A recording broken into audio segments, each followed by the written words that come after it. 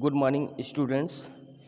In the previous online class, I have taught you the fifth chapter of your civics from SST book, and the name of the chapter was Social Justice and Marginalized.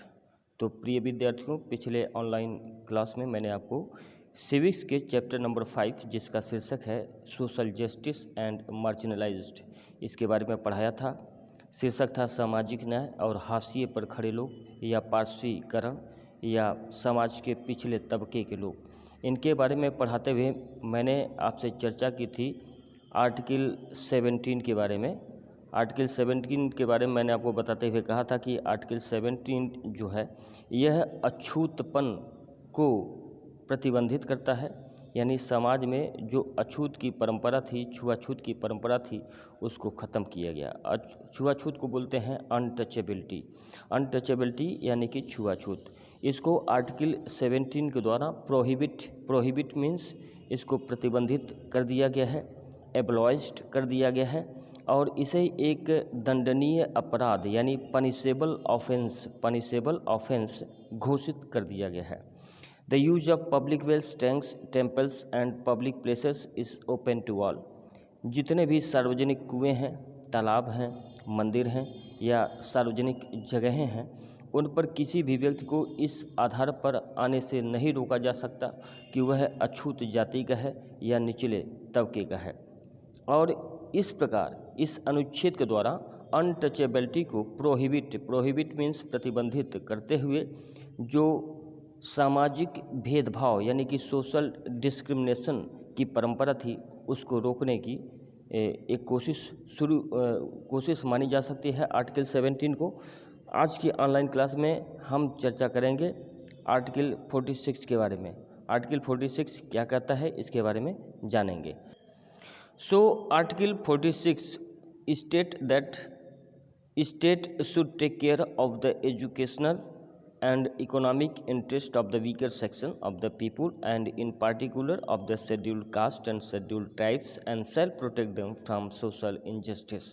तो अनुच्छेद 46 यह कहता है कि राज्य को समाज के जो वीकर सेक्शन है, वीकर मतलब कमज़ोर और सेक्शन माने वर्ग, समाज के जो कमज़ोर वर्ग के लोग हैं उनके शैक्षणिक means educational and economic means आर्थिक यानी पैसे वाला मामला, इकोनॉमिक का मतलब जहाँ संपत्ति हो यानी पैसे से संबंधित मामले, तो जो राज्य होगा वह समाज के पिछले तबके के लोगों के शैक्षिक और आर्थिक इंटरेस्ट यानी कि उनके हित यानी कि लाभ के लिए कार्य करेगा। यानी कोई भी सरकार होगी वह समाज के जो पिछड़े वर्ग के लोग हैं उनके शिक्षा के लिए और उनकी आर्थिक उन्नति के लिए प्रयास करेगा, और विशेषकर एससी और एसटी जाति के लोगों को। कल मैंने आपको बताया था एससी का मतलब होता है शेड्यूल्ड कास्ट यानी कि अनुसूचित जाति, और शेड्यूल्ड ट्राइब यानी कि एसटी जिसको हिंदी में अनुसूचित जनजाति कहते हैं।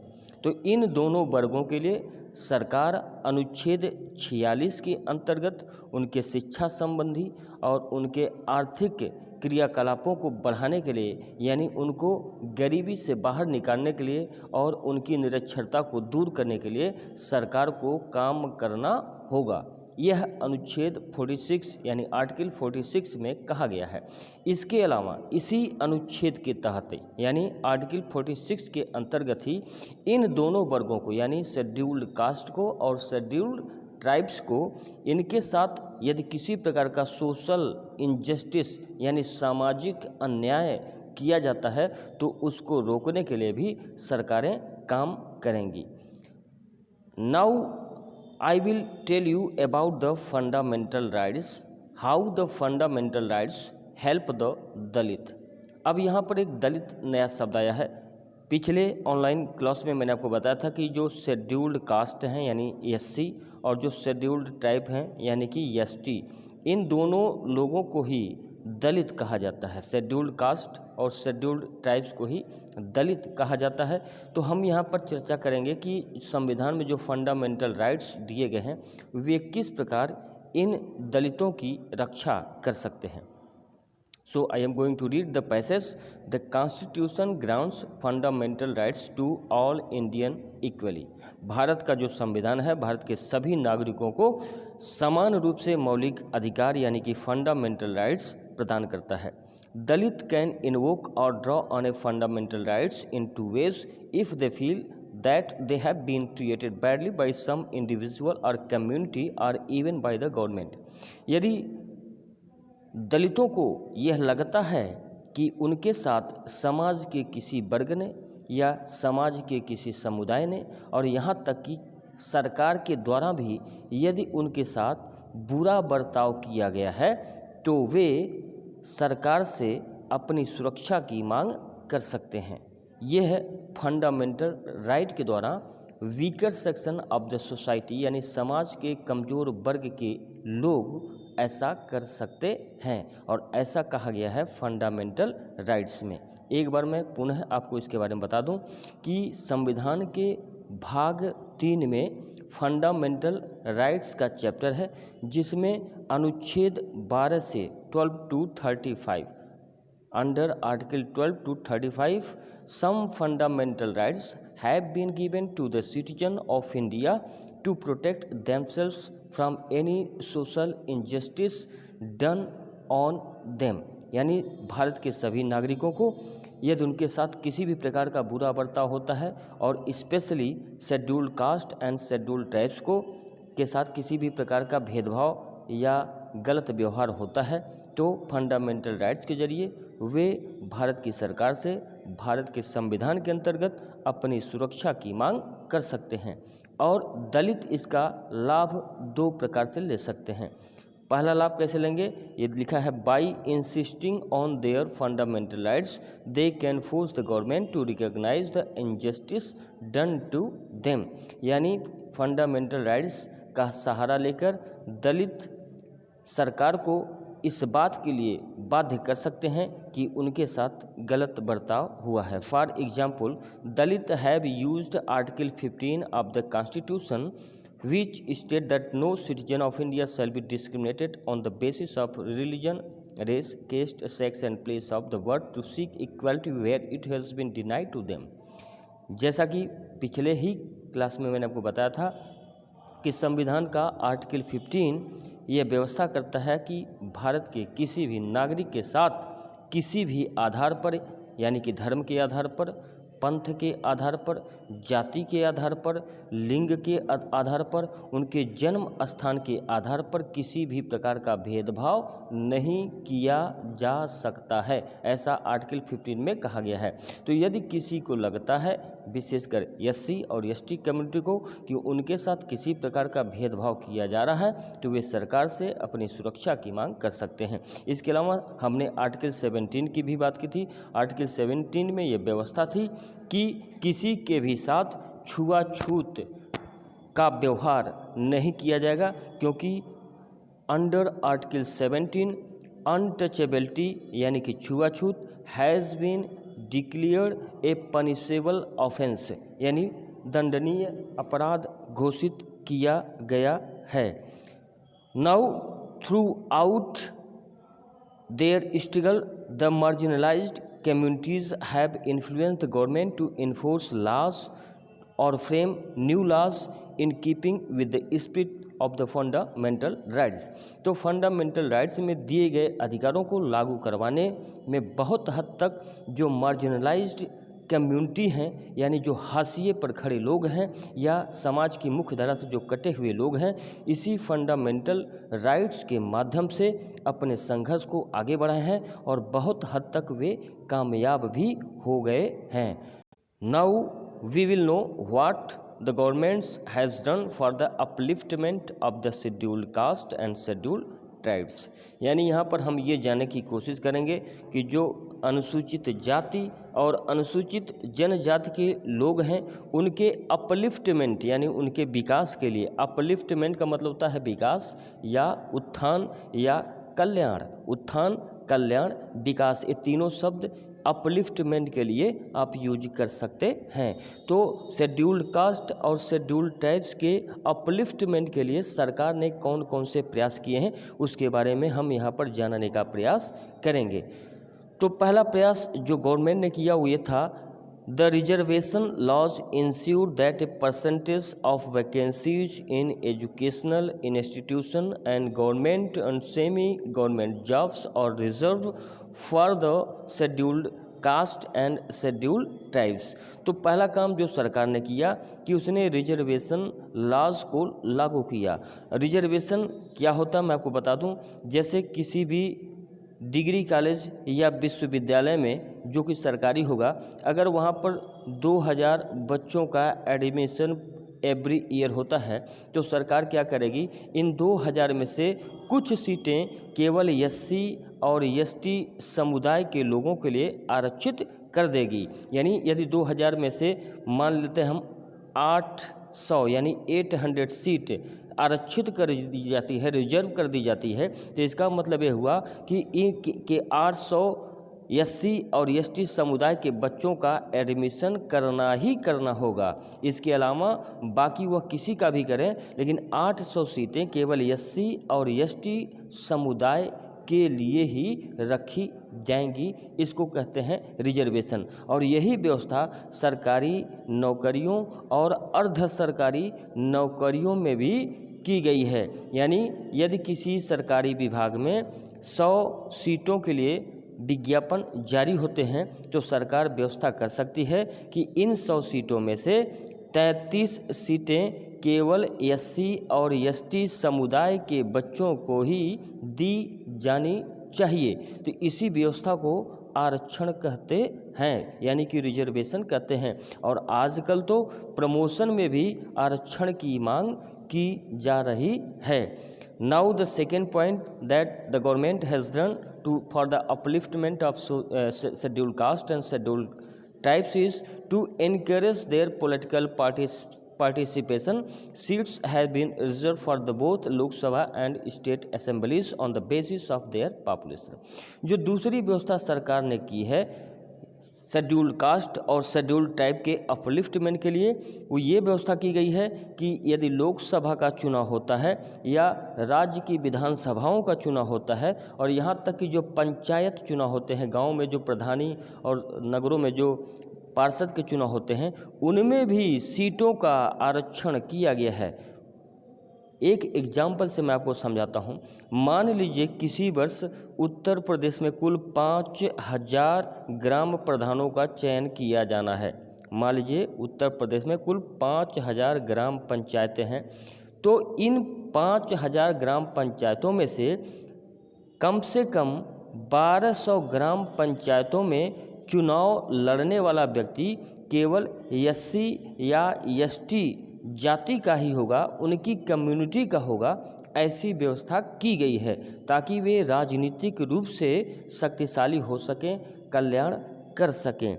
इसी प्रकार यदि राज्यों की विधानसभाओं में भी चुनाव होता है विधायकों का या सांसदों का, तो वहाँ भी इसी तरह की व्यवस्था की गई है। जैसे कि हमारे देश की लोकसभा में कुल 543 सीटें हैं, 543 सीटें हैं, यानी देश में कुल 543 सांसद चुने जाते हैं। तो 543 में से कुछ सीटों को केवल एससी या एसटी समुदाय के लिए आरक्षित कर दी जाएगी। यानी जहाँ जहाँ ये सीटें आरक्षित होंगी वहाँ केवल एससी और एसटी कम्युनिटी के लोग ही चुनाव लड़ सकते हैं, दूसरी जातियों के लोग वहाँ चुनाव में हिस्सा नहीं ले सकते। यह व्यवस्था भी एससी और एसटी के अपलिफ्टमेंट के लिए ही सरकार द्वारा की गई थी। अब हम लोग देखते हैं कि ये स्पेसिफिक स्कीम जो गवर्नमेंट बनाती है इसके बारे में क्या कहा गया है। Government creates specific scheme to promote such policies for tribal areas or in areas that have a high Dalit population for example। यानी गवर्नमेंट को यदि लगता है कि किसी एरिया में एससी यानी शेड्यूल्ड कास्ट यानी कि अनुसूचित जाति या एसटी यानी कि शेड्यूल्ड ट्राइब्स यानी अनुसूचित जनजाति जिनको दलित कहा जाता है, यदि उनकी जनसंख्या अधिक है तो उस इलाके के लिए सरकार क्या करती है उसके बारे में यहाँ बताया गया है। Coaching and training facilities for competitive exam are provided to SC and ST to improve their representation in various services. तो ऐसे इलाकों में जहाँ पर SC और ST जाति के लोगों की संख्या अधिक हो वहाँ पर सरकार उनके लिए मुफ्त कोचिंग की सुविधा शुरू कर सकती है, यानी पढ़ाई लिखाई करने के लिए उनको मुफ्त कोचिंग दी जा सकती है। इसके अलावा उनको ट्रेनिंग फैसिलिटीज़ यानी प्रशिक्षण सुविधाएं भी दी जा सकती हैं। सरकार ऐसी व्यवस्था कर सकती है ताकि SC और ST समुदाय के लोग विभिन्न सेवाओं में अपना प्रतिनिधित्व कर सकें और इससे उनका पिछड़ापन दूर हो सके। लेकिन वास्तविकता में देखा जाए, धरातल पर देखा जाए तो अभी हम उसमें कामयाब नहीं हुए हैं। इससे समस्याओं अभी जिस तरह समस्याएं हल की जानी हैं इससे बहुत लंबा वक्त लग सकता है। सेकेंड पॉइंट जो गवर्नमेंट करती है वो ये कि government provide for free and subsidise hostel for students of Dalit and Adivasi communities so that they can avail of education facilities that may not be available in their localities. Government provide करती है, provide means उपलब्ध कराती है, for free and subsidise hostels for students of Dalit and Adivasi community. जो दलित और आदिवासी समुदाय के लोग हैं उनके लिए सरकार फ्री में या कम दाम में हॉस्टल उपलब्ध कराती है। सब्सिडाइज माने कम दाम वाली, सब्सिडाइज माने कम दाम वाली यानी जिसकी कीमत बहुत कम हो उसको सब्सिडाइज्ड कहते हैं।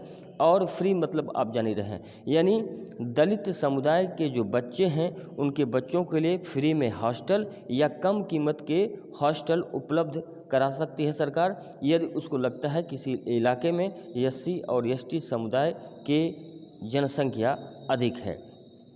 तीसरा काम जो गवर्नमेंट करती है SC ST के अपलिफ्टमेंट के लिए वो ये कि they are provided scholarship for higher education. Dalit समुदाय के बच्चों को उच्च शिक्षा प्राप्त करने के लिए सरकार उनको स्कॉलरशिप दे सकती है ताकि वे अपना अपलिफ्टमेंट कर सकें। Now we come on the next page. I hope that you were also reading your book with me.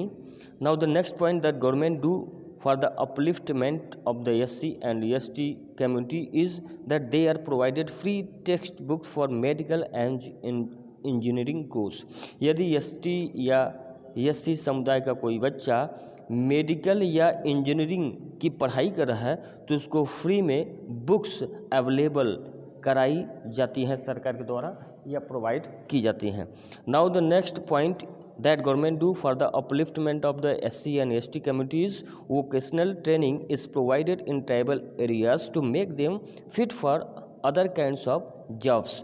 जहाँ पर अनुसूचित जनजाति के लोगों की संख्या अधिक है वहाँ पर वोकेशनल ट्रेनिंग यानी कि व्यावसायिक प्रशिक्षण प्रदान किया जाता है गवर्नमेंट के द्वारा, वो भी फ्री ऑफ कास्ट, ताकि वह दूसरे एरिया में जाकर क्षेत्र में जाकर काम कर सकें। And the next point is that government do is opening educational institution for the promotion of female literacy in this areas. SC और ST की बहुलता वाली आबादी वाले क्षेत्रों में सरकार शैक्षणिक संस्थान खोल सकती है ताकि वे भी उनके अंदर भी साक्षरता यानी लिटरेसी बढ़ सके। लिटरेसी को बढ़ाने के लिए, महिलाओं में लिटरेसी को बढ़ाने के लिए जिस एरिया में SC और ST की जनसंख्या अधिक होगी वहाँ पर सरकार उनके लिए शैक्षणिक संस्थान खोल सकती है। Now we proceed on the next point that is here. In recent year, due to the affirmative action and the legal protection, the intensity of the caste-based marginalization is reducing. This step of the positive discrimination in favor of the scheduled caste and scheduled tribes help to equalize their opportunities for the education and employment. This will make them equal citizens, restore their dignity, and will help in their integration in the mainstream of the national life. यहाँ पर सिर्फ इतना लिखा गया है कि इस प्रकार सरकार अपने अफर्मेटिव एक्शन के द्वारा, अफर्मेटिव का एक्शन ये होता है कि सरकार जब किसी समुदाय के लोगों के लिए, उनके उत्थान के लिए, उनके विकास के लिए कोई एक्शन लेती है, उस एक्शन को अफर्मेटिव एक्शन कहते हैं। और सरकार अपने अफर्मेटिव एक्शन के द्वारा समाज के किसी भी पिछड़े तबके, दलित, दबे कुचले लोगों के उत्थान के लिए जो भी एक्शन लेगी, उसके द्वारा उस समुदाय को का अपलिफ्टमेंट किया जा सकता है। Here in vocabulary affirmative action has been defined. You can write down it and also learn it. What the affirmative action is: positive discrimination in favor of the disadvantaged group who suffer from the discrimination within a culture. इसका मतलब हुआ कि किसी पिछड़े समाज के लोगों के लिए यदि भेदभाव भी किया जाए तो उसको पॉजिटिव एक्शन कहा जा सकता है। जैसे हमने यहाँ पर देखा कि एससी और एसटी समुदाय के लिए स्पेशल कानून बन रहे हैं। तो जब हमारे संविधान में राइट टू इक्वलिटी दिया गया है, अर्थात समानता का अधिकार दिया गया है, तो जिस प्रकार से आरक्षण की व्यवस्था लागू की गई, ये तो विभेदकारी हो गया, यानी कि डिस्क्रिमिनेटिव हो गया। लेकिन अफर्मेटिव एक्शन के तहत इसे डिस्क्रिमिनेटिव एक्शन नहीं कहा जाएगा। Now we proceed on the next point, that is the Scheduled Caste and the Scheduled Tribes Prevention of Atrocities Act 1989। यहाँ पर हम देखेंगे कि शेड्यूल्ड कास्ट यानी अनुसूचित जाति और शेड्यूल्ड ट्राइब्स यानी अनुसूचित जनजाति के ऊपर होने वाले अत्याचारों को रोकने के लिए जो कानून बना, उसके बारे में हम बात करेंगे। और यह एक्ट पारित हुआ था 1989 में। दलितों के ऊपर यदि किसी प्रकार का अत्याचार होता है तो उसकी रोकथाम के लिए ये कानून बना था। Now I am going to read the passage, you have to hear it very attentively. In 1980s, several Dalit groups had to face serious atrocities by the upper caste, and they demanded that the government must take seriously the humiliation and ill treatment faced by them. 1980 के दौरान दलित समुदाय के लोगों ने सरकार से मांग की थी कि उनके साथ जो भेदभावपूर्ण व्यवहार किया गया, उनको अपमानित करने के लिए जो एक्शन किए गए अदर कम्युनिटी के द्वारा, उसकी रोकथाम के लिए सरकार कोई कदम उठाए। यानी पहले दलितों के ऊपर जो अत्याचार होते थे, उसके खिलाफ दलितों ने 1980 में आवाज़ उठानी शुरू की और उन्होंने सरकार से मांग की कि उनकी सुरक्षा के लिए सरकार कोई कानून बनाए। They demanded equal rights based on right to equality. तो एससी और एसटी के समुदाय के लोगों ने समानता के अधिकार की मांग की। यह मांग कब की? 1980 के दौरान। The government was forced to step in, और सरकार को झुकना पड़ा। The government was forced to step in यानी सरकार को उनकी मांग मांगनी पड़ी। Keeping in mind the constitutional provision of the fundamental rights, the government pass the scheduled caste and the scheduled tribe prevention of atrocities act in 1989 to give them a life of dignity. और सरकार को जब झुकना पड़ा तो उनको अनुसूचित जाति और अनुसूचित जनजाति के ऊपर होने वाले अत्याचारों की रोकथाम के लिए एक कानून पास किया गया, और यह कानून पास किया गया 1989 में। This is a important fact, you have to write it in your notebook. When was the Scheduled Caste and Scheduled Tribes Prevention of Atrocities Act was enacted? That year was 1989। तो 1989 में दलितों पे जो अत्याचार होते थे, उसकी रोकथाम के लिए यह कानून बनाया गया था। Now we will discuss what were the main features of this act. यानी अब हम यहाँ पर चर्चा करेंगे कि इस कानून में जो मुख्य बातें थी वे कौन कौन सी थीं। The main provision of the acts are: it seeks to punish those who commit crimes against them which are humiliating and derogatory to human dignity।